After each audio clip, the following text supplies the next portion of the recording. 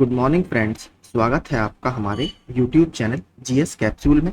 I hope आप सभी लोग अच्छे होंगे। फ्रेंड्स, अगर आप चैनल पर नए हैं तो रेगुलर करंट अफेयर्स और एग्जाम अपडेट्स के लिए चैनल को सब्सक्राइब कर लीजिएगा।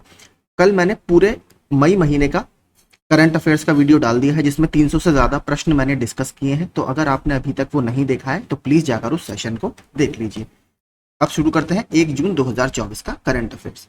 मई 2024 में किस देश ने अपनी पहली अंतरिक्ष एजेंसी शुरू की है? अभी ये 31 मई लास्ट दिन ही चर्चा में था। तो साउथ कोरिया ने अभी अपनी नई अंतरिक्ष एजेंसी शुरू की है। नाम है कोरिया एरोस्पेस एडमिनिस्ट्रेशन, कासा। ठीक है, नीचे अगर इसके बारे में थोड़ा सा हम पढ़ने की कोशिश करें। यूक सियोल ने देश की पहली अंतरिक्ष एजेंसी के शुभारंभ अवसर पर कहा कि दक्षिण कोरिया की योजना 2045 तक मंगल ग्रह पर उतरने और तब तक अंतरिक्ष अन्वेषण पर 100 ट्रिलियन वॉन $72.6 बिलियन खर्च करने की है। तो इन्होंने कहा है कि 2045 तक हम मंगल ग्रह पर लैंड करने की योजना बना रहे हैं और तब तक हम स्पेस एक्सप्लोरेशन पर या स्पेस रिसर्च पर 100 ट्रिलियन वॉन, जो कि यहाँ की करेंसी है, साउथ कोरियन वॉन। नीचे अगर पढ़ेंगे, कोरिया एरोस्पेस एडमिनिस्ट्रेशन देश की अंतरिक्ष अर्थव्यवस्था यानी स्पेस इकोनॉमी का नेतृत्व करेगा, जिसमें सैकड़ों व्यवसाय और उद्यम दक्षिण कोरिया को दुनिया की शीर्ष 5 अंतरिक्ष शक्तियों की श्रेणी में लाने के लिए काम करेंगे। तो इनका टारगेट है कि टॉप की जो 5 स्पेस पावर्स हैं उसमें साउथ कोरिया को शामिल किया जाए। बात करें अगर साउथ कोरिया की जो राजधानी है वो क्या है, वो है इसकी सियोल। और साउथ कोरिया और नॉर्थ कोरिया को एक इंपॉर्टेंट लाइन अलग करती है, उसका नाम क्या है, 38 पैरेलल लाइन। ये इसका नाम है। 38 अक्षांश समानांतर रेखा इन दोनों को अलग करती है, नॉर्थ कोरिया और साउथ कोरिया को। अगर बात करें कुछ और फर्स्ट, क्योंकि ये पहला है तो कुछ और पहला जो न्यूज में है वो देख लेते हैं। फर्स्ट न्यूक्लियर एनर्जी समिट कहां पर आयोजित की गई थी? ब्रसेल्स, बेल्जियम में। First international airport to get zero waste to landfill tag, confederation of Indian industry द्वारा ये टैग दिया जाता है। तो अभी तिरुवनंतपुरम इंटरनेशनल एयरपोर्ट जो कि केरल में स्थित है उसको ये टैग मिला है। यहां पर सॉलिड वेस्ट मैनेजमेंट बहुत एफिशिएंट है। दुनिया की पहली 6G डिवाइस का प्रोटोटाइप किसने लॉन्च किया है? अभी जापान ने लॉन्च किया है, तो इस वजह से ये चर्चा में था। विश्व तंबाकू निषेध दिवस हर साल किस दिन मनाया जाता है? तो ये 31 मई को मनाया जाता है। और इसका मेन पर्पस क्या है आपको पता है? तंबाकू से आपका मुंह का या थ्रोट कैंसर होता है, उसके बारे में जागरूकता फैलाने के लिए ये मनाया जाता है। और इस बार की जो इसकी थीम रही है वो बच्चों पर केंद्रित है, बच्चों को तंबाकू उद्योग के हस्तक्षेप से बचाना, ये इसकी इस बार थीम है।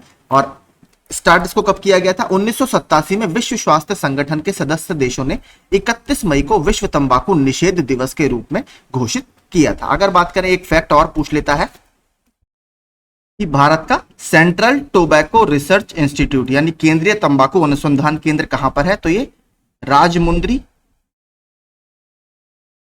आंध्र प्रदेश में स्थित है। इसको याद रखिएगा, ये भी इंपॉर्टेंट है, फैक्ट ये पूछ चुका है।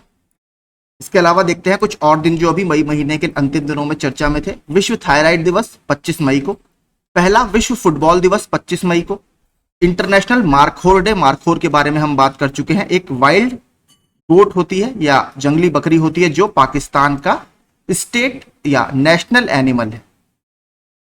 ठीक है, पाकिस्तान का ये राष्ट्रीय पशु है। 24 मई को मनाया जाएगा। इंटरनेशनल बायोडाइवर्सिटी डे 22 मई को मनाया जाता है। इस बार थीम क्या रही? Be part of the plan. और विश्व जो रेफ्यूजी दिवस होता है वो कब मनाया जाता है? 20 मई को। इस बार थीम रही होप अवे फ्रॉम होम। तो ये अन्य दिन कुछ अभी चर्चा में थे। हाल ही में सरकार द्वारा सेवानिवृत्ति ग्रेच्युटी और मृत्यु ग्रेच्युटी की अधिकतम सीमा को 20 लाख से संशोधित कर कितने रुपए कर दिया गया है? तो ग्रेच्युटी जो आपको रिटायरमेंट और डेथ बेनिफिट के रूप में मिलती है, इसको 20 लाख से बढ़ाकर 25 लाख रुपए कर दिया गया है। ग्रेच्युटी एक्ट होता है एक 1972 का, उसके तहत ये प्रोविजन किया जाता है।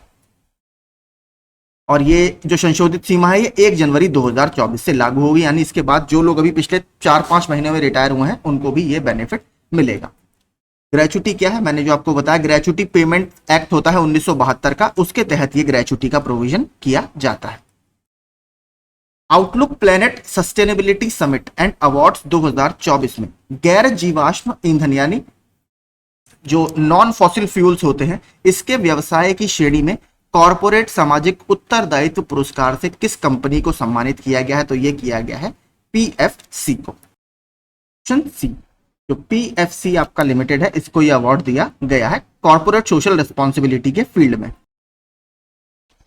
थोड़ा सा देख लेते हैं। और कहां पर यह समिट हुई थी आपकी? गोवा में यह फंक्शन आपका आयोजित किया गया था। इसके अलावा कुछ और जो अभी हालिया पुरस्कार चर्चा में रहे हैं वो देख लेते हैं। संयुक्त राष्ट्र सैन्य लिंग अधिवक्ता वर्ष 2024 का पुरस्कार मेजर राधिका सेन जी को।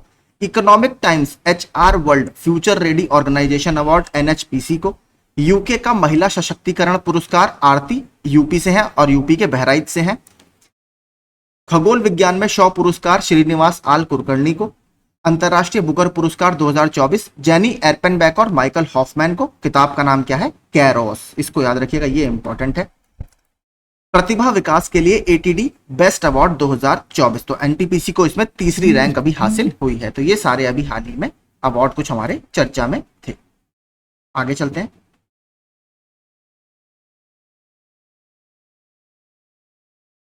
सशस्त्र बल चिकित्सा सेवा आर्म्ड फोर्सेस मेडिकल सर्विसेज ने मई 2024 में अनुसंधान और प्रशिक्षण पर सहयोग करने के लिए किस IIT के साथ एक समझौता ज्ञापन पर हस्ताक्षर किए हैं? तो इन्होंने IIT हैदराबाद के साथ ये समझौता हुआ है। और देखिए, इसी आर्म्ड फोर्सेस मेडिकल सर्विसेज ने एक पहले भी समझौता किया था, वो IIT कानपुर के साथ किया था। ठीक है, IIT कानपुर, जो दुर्गम इलाके में हमारे भारतीय सैनिक काम करते हैं, उनको मेडिकल फैसिलिटीज कैसे पहुंचाया जाए उस क्षेत्र में रिसर्च करने के लिए IIT कानपुर के साथ समझौता किया था। और ये वाला समझौता IIT हैदराबाद के साथ किया गया। खान मंत्रालय ने किस शहर में ग्रेनाइट और संगमरमर खनन पर एक कार्यशाला आयोजित की है, एक वर्कशॉप आयोजित की गई? तो ये आपके बेंगलुरु में वर्कशॉप आयोजित की गई थी। इसके अलावा कुछ और जो समिट्स हमारी अभी ग्लोबल लेवल पर रही हैं उनको देख लेते हैं। 33वीं अरब लीग कॉन्फ्रेंस, ये मनामा जो कि बहरीन की राजधानी है वहां पर हुई थी। इंटरनेशनल कॉन्फ्रेंस और न्यूक्लियर सिक्योरिटी यानी आणविक सुरक्षा पर अंतरराष्ट्रीय सम्मेलन वियना ऑस्ट्रिया में आयोजित किया गया था। 10वां वर्ल्ड वाटर फोरम या विश्व जल मंच बाली इंडोनेशिया में आयोजित किया गया था। World future energy summit Abu Dhabi UAE में हुई थी। पहली summit on clean cooking in Africa, तो देखिए नाम में अफ्रीका है लेकिन अफ्रीका में नहीं है, पेरिस में आयोजित की गई थी। 46वीं अंटार्कटिक ट्रीटी कमेटी मीटिंग, तो ये कोची केरला में आयोजित की जाएगी। और इसके अलावा वर्ल्ड हाइड्रोजन समिट, ये रॉटरडैम नीदरलैंड्स में आयोजित की गई थी। तो ये अभी कुछ ग्लोबल लेवल पर सम्मेलन चर्चा में रहे थे। किस भारतीय को मरणोपरांत डैग हैमरस्कॉल्ड पदक से सम्मानित किया गया है? तो अभी 29 मई को United Nations peace keepers day मनाया जाता है, तो उस दिन ये अवार्ड दिया गया है या पदक दिया गया है। और ये धनंजय कुमार जी को मिला है जो एक नायक थे। यहां पर नीचे आप इसके बारे में पढ़ सकते हैं। इसकी स्थापना 1997 में हुई थी और यह संयुक्त राष्ट्र शांति सैनिकों को दिया जाने वाला सर्वोच्च सम्मान है। इससे पहले gender advocate of the year का अवार्ड किसको मिल चुका है? मेजर राधिका सेन को। यह भी यूनाइटेड पीस कीपर्स ने ही दिया था, यूनाइटेड नेशंस पीस कीपर ने। राधिका सेन मेजर इनकी रैंक है। इसके अलावा कुछ हाल के पुरस्कार जो है वो चर्चा में है, वो देख लेते हैं। कांस फिल्म फेस्टिवल में ग्रांड प्रिक्स पुरस्कार मिला है पायल कपाड़िया को उनकी film all we imagine is light के लिए। पाम डी और पुरस्कार, जो इस कांस फिल्म फेस्टिवल का सर्वश्रेष्ठ सम्मान होता है। 77वें कांस फिल्म फेस्टिवल अभी फ्रांस के कांस में आयोजित किए गए थे। यहां पर अमेरिकी निर्देशक सीन बेकर को उनकी मूवी अनोरा के लिए महोत्सव का सबसे प्रतिष्ठित पुरस्कार, जिसको पाम डी और बोलते हैं, ये दिया गया। The Economic Times HR world future ready organisation award 2024-25 NHPC को दिया गया। और अमल क्लूनी महिला सशक्तिकरण पुरस्कार, जो आरती हैं उत्तर प्रदेश से संबंधित है बहराइच से, उनको यह दिया गया है। नासा का मैगलन मिशन किस ग्रह का अध्ययन करने के लिए लॉन्च किया गया था? तो देखिए बहुत पुराना यह मिशन है लेकिन अभी कुछ इसने स्टडीज की हैं इसलिए वो चर्चा में था। तो ये आपका वीनस, ठीक है, यानी शुक्र ग्रह से संबंधित है। इसके बारे में थोड़ा सा देख लेते हैं। नासा के मैगलन मिशन से संग्रहित डेटा का विश्लेषण करने के बाद वैज्ञानिकों का कहना है कि उन्होंने शुक्र ग्रह पर नए लावा प्रवाह को देखा है, जिससे पता चलता है कि यह ग्रह 1990 और 1992 के बीच ज्वालामुखी रूप से सक्रिय था, यानी यहाँ पर जो वॉल्केनिक एक्टिविटीज थी वो उस समय चल रही थी।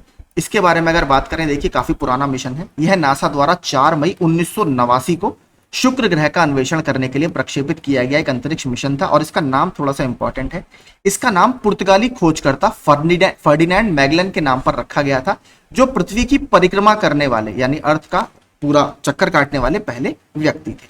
इसके अलावा कुछ और जो स्पेस मिशन अभी चर्चा में है, चांगे 6 मिशन चाइना का मिशन है, जो मून का फार साइड होता है वहां पर ये लैंड करेगा और जो ब्रह्मांड की उत्पत्ति है उसकी खोज करने की कोशिश करेगा। इसके अलावा पाकिस्तान का भी इसमें एक सैटेलाइट है, सॉरी पाकिस्तान का एक पेलोड है iCube कमर, ठीक है, ये पाकिस्तान ने चाइना की मदद से ही डेवलप किया है, वो भी इसी मिशन के साथ भेजा गया है।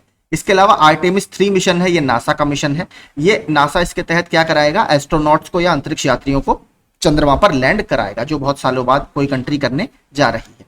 इसके अलावा लूपेक्स मिशन है, जो इसरो और जाक्सा का यानी जापानीज स्पेस एजेंसी का एक लूनार पोलर एक्सप्लोरेशन मिशन है, यानी एक चंद्र मिशन है, इंडिया और जापान का जॉइंट रूप से। इसके अलावा अभी प्री फायर मिशन नासा ने लॉन्च किया है, जो हमारे दक्षिणी ध्रुव है और उत्तरी ध्रुव है इसकी स्टडी करेगा कि क्लाइमेट चेंज का इस क्षेत्र के ऊपर क्या प्रभाव पड़ रहा है, और फिर उस डेटा का हम एक बेटर पॉलिसी फॉर्मुलेशन में यूज करेंगे। तो ये सारे अभी अलग मिशन चर्चा में थे। कौन सा देश 3D प्रिंटेड इंजन से संचालित रॉकेट लॉन्च करने वाला पहला देश बन गया है? तो अभी भारत की जो IIT मद्रास है उसका एक स्टार्टअप है अग्निकुल कॉस्मोस, इन्होंने 3D प्रिंटेड रॉकेट लॉन्च किया है और इससे संचालित होने वाला रॉकेट भारत का पहला है। तो ये भारत ने अभी कारनामा किया है, जो बहुत बड़ी बात है। 3D प्रिंटिंग को एक और नाम से जाना जाता है, अगर आपको ये दिख जाए तो इसका मतलब भी यही है, एडिटिव मैन्युफैक्चरिंग, ठीक है, एडिटिव मैन्युफैक्चरिंग भी आपकी 3D प्रिंटिंग ही होती है। बहुराष्ट्रीय सैन्य अभ्यास रेड फ्लैग 24 का आयोजन किस देश में किया जा रहा है? तो अमेरिका के अलास्का में आयोजित किया जा रहा है, यूएसए के अलास्का में। वहां पर एक बेस है इल्सन एयरफोर्स बेस, वहां पर अभी इंडियन एयरफोर्स पहुंची है और मल्टीनेशनल यानी कई सारे देश इसमें भाग लेंगे और 1975 से इसका आयोजन किया जा रहा है। तो ये इंपॉर्टेंट है हमारे लिए। इसके अलावा कुछ और जो चर्चा में रहे वो बता देता हूं। एक था एक्सरसाइज डस्टलिक, डस्टलिक है आपका इंडिया प्लस उज्बेकिस्तान का। इसके अलावा एक्सरसाइज शक्ति, ये है इंडिया और फ्रांस का, ये अभी मेघालय के उमरोई में आयोजित किया गया था, ये अभी चर्चा में था। इसके अलावा एक्सरसाइज तरकश, एक्सरसाइज तरकश किसकी थी? जो इंडियन के आपके एनएसजी होते हैं, नेशनल सिक्योरिटी गार्ड या कमांडो होते हैं, और अमेरिका की यूएसए की स्पेशल फोर्सेस के बीच में, यूएसए की स्पेशल फोर्सेस के बीच में आयोजित किया गया था। तो ये कुछ अभी हाल ही में चर्चा में रहे, डस्टलिक, शक्ति और तरकश। मास कम्युनिकेशन इंटर्नशिप प्रोग्राम हाल ही में किस मंत्रालय द्वारा शुरू किया गया है? इंपॉर्टेंट है। तो ये प्रोग्राम जल शक्ति मंत्रालय द्वारा शुरू किया गया है। इसमें देखिए जो रिसर्च स्कॉलर बच्चे होते हैं उसमें जल शक्ति मंत्रालय के साथ इंटर्नशिप करने का उनको मौका दिया जाएगा। उनको 15,000 रुपए प्रति माह एक तरह से स्टाइपेंड भी दिया जाएगा। नीचे आप इसको पूरे बारे में देख सकते हैं। हाल ही में जल शक्ति मंत्रालय के अंतर्गत नदी विकास और गंगा कायाकल्प विभाग ने मास कम्युनिकेशन इंटर्नशिप प्रोग्राम की घोषणा की है। इस प्रोग्राम के तहत रिसर्च स्कॉलर विद्यार्थियों को इंटर्न के रूप में शामिल किया जाएगा। इंटर्नशिप की अवधि 6 से 9 महीने की होगी। इंटर्नशिप का कार्यक्रम पूरा होने पर उम्मीदवारों को 15,000 रुपए प्रति माह का मानदेय और इसका प्रमाण पत्र दिया जाएगा। तो ये मिनिस्ट्री से संबंधित प्रश्न आपके लगातार पूछता रहता है, तो इसको याद रखिए। ठीक है, तो यही हमारे सारे करंट अफेयर्स थे जो चर्चा में थे। अगर आपको सेशन अच्छा लगा हो तो प्लीज चैनल को लाइक और सब्सक्राइब कर दीजिएगा। Thank you so much.